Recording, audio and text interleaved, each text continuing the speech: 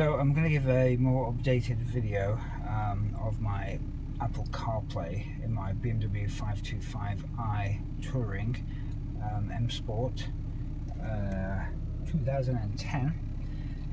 So I just wanted to show you from the beginning. Let's just turn the car off. So it basically integrates CarPlay into the standard head unit. It's the CIC unit that I've got with the updated iDrive controller. So we just start the car. As you can see, we've got the standard menu. I happen to have navigation. I always get this message, which is annoying, but anyway, there's standard navigation in the car, CD player, I have Bluetooth, I have the radio. It's so remarkable, the fact that his father was a member. Ignore that. Steering wheel controls, etc. Now I have my iPhone X XS Max plugged in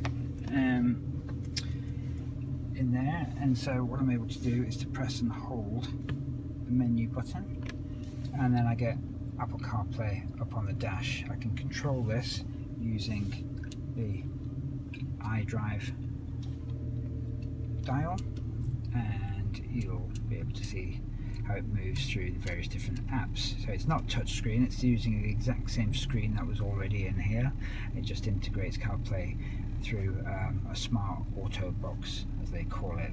So some cool things that I can do is I can press map on here, and it'll automatically default to Apple Maps on the screen, and I can use everything from voice activation, so I can say, where would you like to go?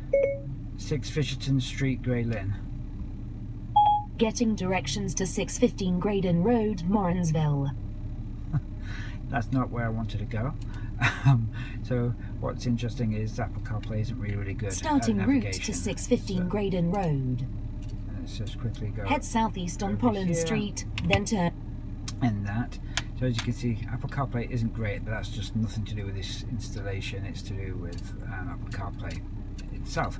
With iOS 12, we're able to have both Google Maps and Waze integrated into CarPlay, which is absolutely awesome. So we'll try the same thing with Google Maps. So let's just go down to the microphone. Turn on the microphone. Oh yeah, sorry. 6 Fisherton Street, Grey Lynn. And immediately it finds it, which is pretty awesome. And then I can go ahead and navigate. I can have a whole bunch of other things. I can go into Waze as well. And Waze has the benefit of having everything from speed cameras, incidents, accidents, police hanging around for speed checks, etc. So that's pretty awesome. For me, the main thing is being able to use any radio around the world with my tuner radio. So some favorites. I can go in and World Service, Radio NZ, BBC Radio in the UK, etc.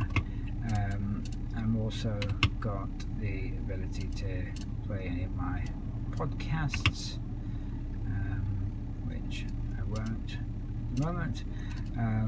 But yeah, that's pretty awesome. So the navigation is, I guess, a little bit clunky in the sense that you're using the iDial, but you get pretty used to it.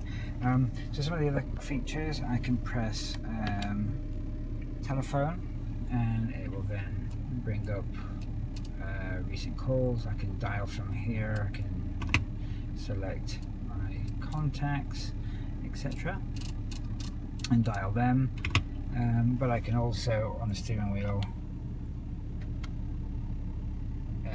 activate Siri. Call Michelle Ewington. Calling Michelle Ewington, mobile.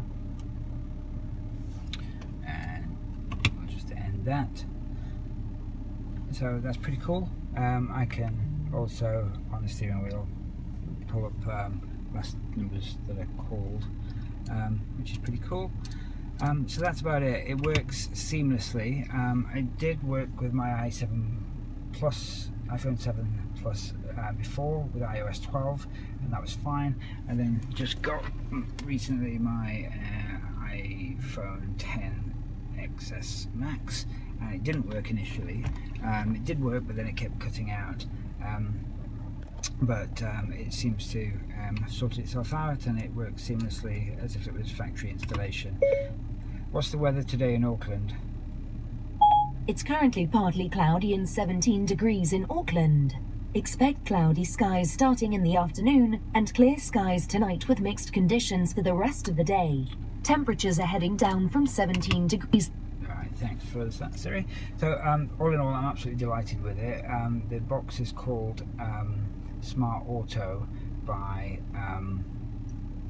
a Chinese company who are called Unichip, I think. I can't remember the exact name of them, but it was installed by Autogravity in Mount Eden, who did an amazing job. They also installed my front and rear dash cameras, which have been really useful. Anyway, so that's a quick wrap up of Apple CarPlay in a 2010 BMW 525i M Sport Touring, and I couldn't be happier. Alright, cheers guys, thanks, bye.